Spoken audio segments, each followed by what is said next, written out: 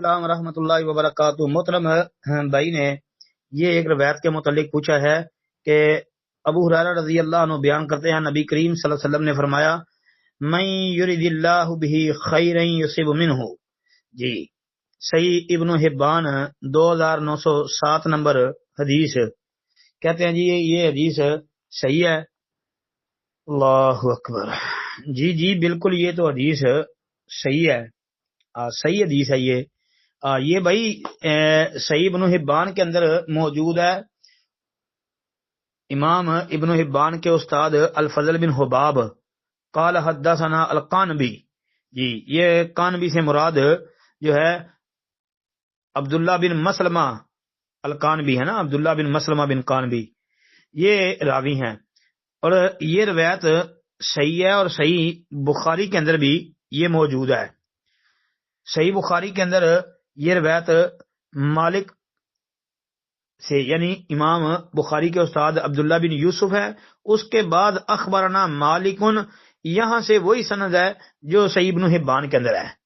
تو مالک ان محمد بن عبداللہ بن عبد الرحمن بن ابی صعصع، صحیح ابن حبان میں ہے ان مالکن ان ابن ابی صعصع، تو صحیح بخاری میں پورا نام ہے، اور ویسے صحیح ابن حبان میں بھی اس کی نام کی پوری صراحت ہے ابن ابی صعصع کی، کہ وہ محمد بن عبداللہ بن عبد الرحمن بن ابی صعصع ہے، اور یہ اہل مدینہ کے سرداروں میں سے ہیں۔ یہ صحیح ابن حبان کے اندر بھی ہے، اور بخاری کے اندر یہ پورا نام درج ہے کہ مالک کیا کہتے ہیں ان محمد ابن عبداللہ ابن عبد الرحمن ابن ابی صعصع انہ قالا، جی یہ آگے صراحت ہے سمیت سعید ابن یسار، آگے وہ حدیث بھی پھر ہے کہ ابو ہریرہ کہتے ہیں من یرید اللہ بہ خیرا یصب منہ، یہ کہ نبی کریم صلی اللہ علیہ وسلم نے فرمایا کہ اللہ تعالیٰ جس کے ساتھ خیر اور بلائی کرنا چاہتا ہے اسے بیماری کی تکلیف اور دیگر مصیبتوں میں مبتلا کر دیتا ہے۔ یہ روایت بالکل صحیح ہے جی۔ السلام علیکم ورحمۃ اللہ وبرکاتہ۔ اسی لیے تو دین نے اسلام شریعت ہمیں یہ حکم دیتی ہے کہ جب بھی کوئی مریض ہو، کوئی بیمار ہو، کوئی پریشانی میں مبتلا ہو، بیماری کے اندر مبتلا ہو، تو جب بندہ اس کی خبر لینے جاتا ہے تیمارداری کے لیے تو اس کو کیا کہتا ہے لا باس طہور انشاءاللہ۔ تو یہ ہے جی۔ السلام علیکم ورحمۃ اللہ۔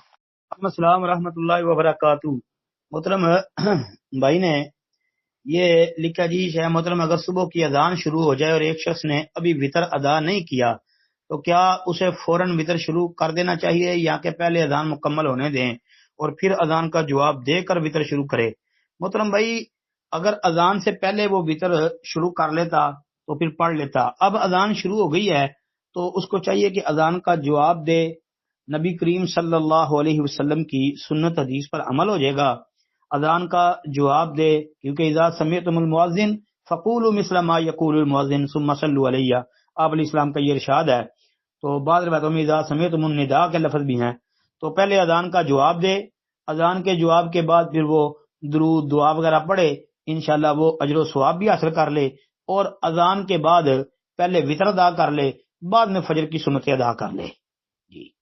کیونکہ سنن ترمذی وغیرہ کے اندر ایک صحیح حدیث ہے کہ نبی کریم صلی اللہ علیہ وسلم نے فرمایا کہ من نام عن وطرہ، کہ جو بندہ اپنے وطر سے سو جائے، یعنی رات کو وطر نہیں پڑھ سکا، سو گیا ہے، اور تہجد کے وقت بھی، یعنی تہجد سے مراد عرف عام میں تہجد بولتے ہیں نا، یعنی رات کے کسی حصے میں فجر سے پہلے اس کو جاگ نہیں آئی، اس کی آنکھ ہی نہیں کھلی، اس وقت اس کی آنکھ کھلی ہے کہ فجر کی اذانیں شروع ہو چکی ہیں یا وقت ہو گیا ہے، اور وہ اذانوں سے پہلے نہیں پڑھ سکا، تو پھر یہ حدیث کے مطابق عمل ہوگا کہ جو بندہ سو جائے جب صبح اٹھے تو پھر وہ وطر پڑھ لے۔ تو اب وہ اذان فجر کے بعد وطر پہلے پڑھ لے، بعد میں سنتیں ادا کر لے، انشاءاللہ یہ درست ہوگا۔ ھذا ما عندی واللہ اعلم۔ السلام علیکم ورحمۃ اللہ۔